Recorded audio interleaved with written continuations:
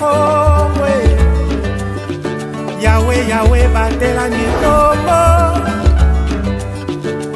Yahweh Yahweh benisa nikomwe Yahweh Yahweh batela nikombo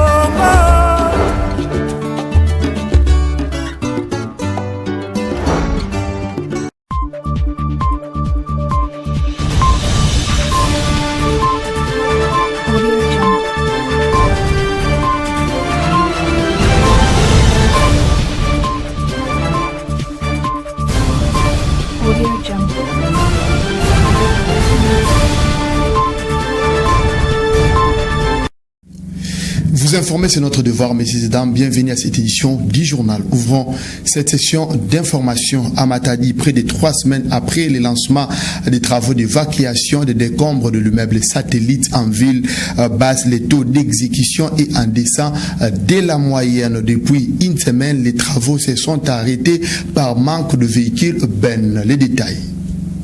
Débuté le jeudi 9 mai 2024, les travaux d'évacuation des débris de l'immeuble satellite situé en ville basse dans la commune de Matadi se sont arrêtés il y a près d'une semaine par manque de camions Ben pouvant assurer les transports des décombres, nous confirme l'un parmi les techniciens trouvés sur place. Ces engins présents sur les lieux sont en attente de ces véhicules Ben pour l'embarquement des amas de matériaux inutiles qui sont restés après affaissement de cette bâtisse. Pendant ces temps, le trafic sur ces tronçons est toujours suspendu.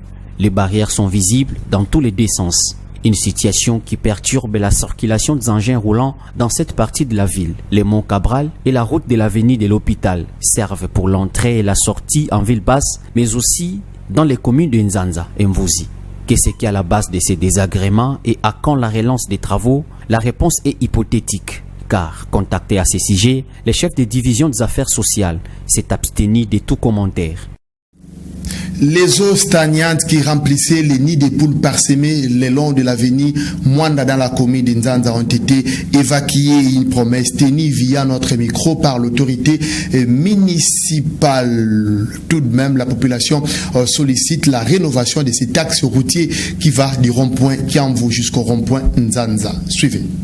On a eu un compromis avec un peu de moyens qu'on a pour pouvoir essayer de curer d'abord. On pourra voir s'il y a des débouchés comme ça. L'eau là va partir. Donc jusque là, on est en train d'arranger pour que ce taux-là ne soit plus. Chose promise, chose faite. Quelque temps après cette communication, la bourgmestre de la commune de Nzanza, Nana Esther Lelo, a tenu sa promesse. Ces eaux de ruissellement qui remplissaient ces trous béants ont été évacuées à la grande satisfaction des usagers de cette route et les femmes vendeuses le long de cette route d'intérêt capital. Je suis très contente du travail abattu. Maintenant, je peux vendre en toute quiétude. Jadis, c'était difficile pour nous. L'autre aspect, c'est l'état de dégradation de cette chaussée qui, selon un habitant de ces quartiers, a été abandonné. À l'en croire, ce tronçon routier qui va du rond-point Nzanza au rond-point Kiamvu doit totalement subir une rénovation pour finir avec ce genre de faits. Il a par la même occasion lancé un message aux autorités provinciales et urbaines.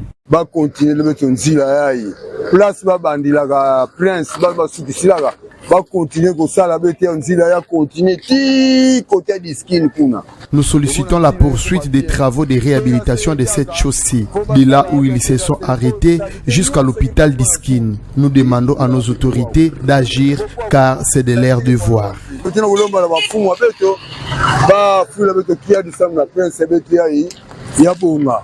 Nous sommes sur l'avenue Mwanda dans la commune de Nzanza. L'eau, l'électricité et l'absence de formation sanitaire et scolaire, un véritable défi pour les habitants du village Mpita, situé à plus ou moins 12 km de la ville historique de Boma. Nous sommes là dans le territoire de Mwanda. Les détails dans ces commentaires de Pacifique Mwanda aux images de notre concert Célestine Doula à Boma. Suivez. Situé à plus de 10 km de la ville de Boma en allant vers la cité côtière de Mwanda, dans le territoire qui porte le même nom, le village Mpita est dépourvu de plusieurs services de l'État ou des privés. L'eau et l'électricité est un véritable défi pour les habitants de cette partie de la province, nous relate l'un des fils du secteur de Boma Bungu. Par manque d'infrastructures scolaires, Les apprenants parcourent plusieurs kilomètres pour leur scolarité. En dépit du nombre accru de la population, le village Mpita n'a aucun centre de santé. L'agriculture et la pêche sont des activités principales exploitées dans cette agglomération.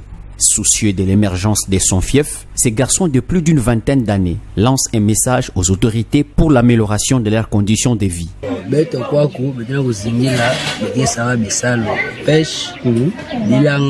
La pêche et l'agriculture sont des activités principales chez nous. Nous n'avons pas de courant. C'est le panneau qui nous aide pour l'éclairage. La problématique d'eau se pose aussi avec acuité. Nous utilisons les eaux des sources qui sont impropres à la consommation.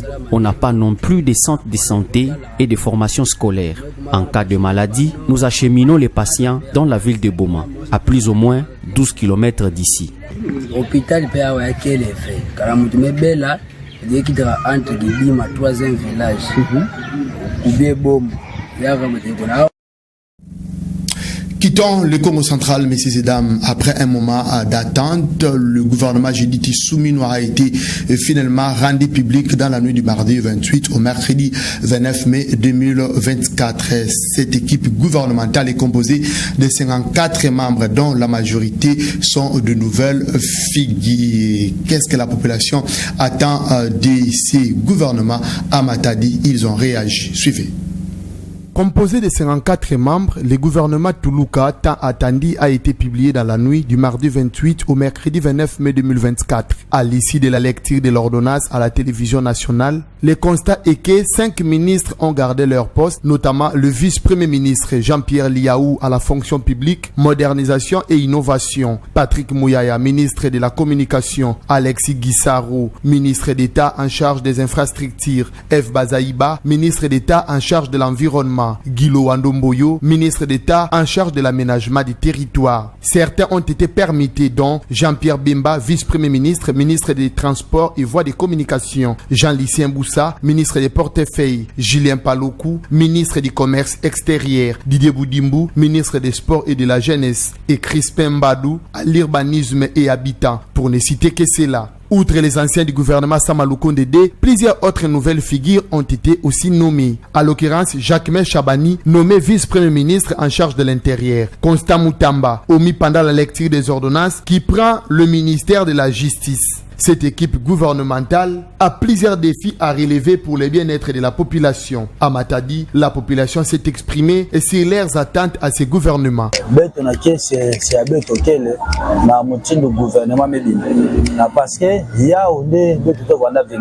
Le fait d'apprendre la sortie du gouvernement nous a rendus très heureux. Nous attendons d'eux un travail irréprochable, qu'ils évitent la politique de se remplir les poches, que le nouveau ministre travaille seulement pour l'intérêt de la population.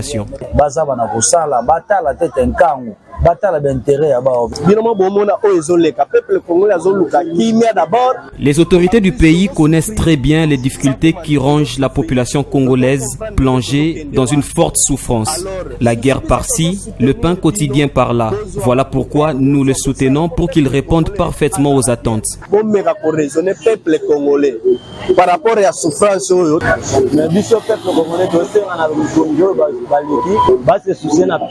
les attentes sont énormes de la part des nouveaux ministres. Le peuple congolais traverse depuis plusieurs années des moments extrêmement difficiles. Que le gouvernement travaille uniquement pour notre intérêt.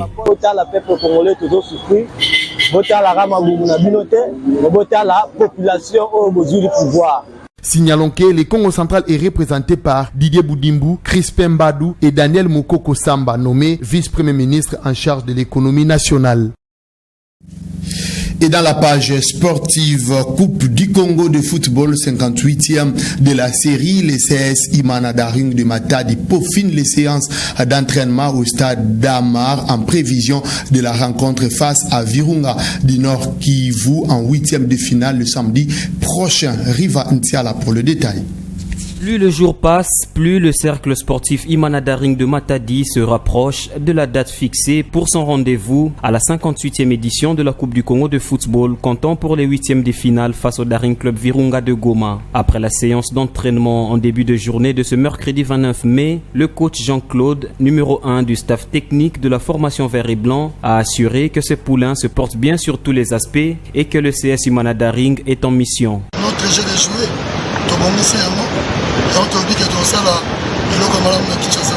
je connais Virunga parce que moi-même j'étais à Kanama au supporters de Matadi. Soyez sûrs qu'on va faire des bonnes choses. Après l'adversaire samedi, on prépare le final pour prendre le final et pour aller en Ligue 2. Son club engagé dans plusieurs tableaux, le patron du staff technique des Immaculés a quand même souligné le petit souci lié à l'effectif qu'il dirige, lequel manque de volume. J'ai seulement 20 joueurs.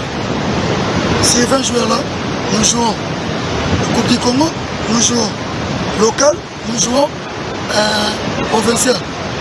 Un peu de fatigue là, c'est pour cela qu'on commence à bannir le championnat local. C'est pas ça la raison. C'est pour cela. Je suis technicien. On a récupéré ma joueur mental, physique, technique et tactique. L'opposition DC Virunga Imana Daring va donner le coup d'envoi des 8e de finale samedi 1er juin au stade Tata Raphaël à 13h, puis sera suivi de 3 autres le même jour, notamment celle entre le favori au sacre final de la 58e Coupe du Congo, l'association sportive Vita Club de Kinshasa contre le football club Tempête de Bunia, 2 heures plus tard dans les mêmes installations. Et au-delà de nos frontières, en Libye, la ville de Darn avait été détruite en septembre dernier par les inondations ayant causé mort d'hommes et plusieurs déplacés. Les réchauffements climatiques avaient été mis en cause. Lentement, la construction a repris. Les détails. Déblayé sans relâche, 8 mois après les terribles inondations, Derna est déjà transformée. À l'époque, un quart de la ville avait été dévasté. À la suite d'une tempête, 2 barrages avaient cédé, emportant une partie de la ville, causant des milliers de morts et de disparus. Aujourd'hui, la reconstruction avance, mais la catastrophe est loin d'être oubliée. Les gens souffrent toujours de l'impact de la perte de leur maison, de leur propriété et de leurs emplois. Après avoir déterminé le montant du paiement des dommages, les gens n'ont reçu aucune compensation matérielle. Au-delà des conséquences matérielles, à Derna, de nombreuses victimes des inondations souffrent de séquelles psychologiques liées à la perte soudaine de leurs proches. Certains ont perdu leur père et leur mère, ou leurs frères et sœurs. Il y a même des personnes qui ont perdu la raison et sont devenues folles. Il y a des gens que nous ne pouvons plus reconnaître. Ils marchent et parlent d'une manière qui ne nous est pas familière. Du ciel, certains quartiers de Derna ressemblent à des fourmilières. Des milliers d'ouvriers participent au chantier pour reconstruire la ville de 90 000 habitants sur des routes souvent endommagées. Il y a beaucoup de bulldozers et de camions. Ils travaillent jour et nuit. Mais il y a tellement à faire. Derna n'est pas une petite ville. Et elle a été ravagée par la catastrophe. Je vis à Derna depuis 70 ans. Et c'est du jamais vu. Selon des estimations des Nations Unies, plus de 35 000 Libyens ont été déplacés à la suite de la tempête Daniel le 14 septembre 2023. Messieurs et dames, c'est par cet élément de nos confrères de TV5 Monde que nous mettons un point final à cette édition du journal. Merci de l'avoir suivi et bonne suite des programmes chez vous. Au revoir.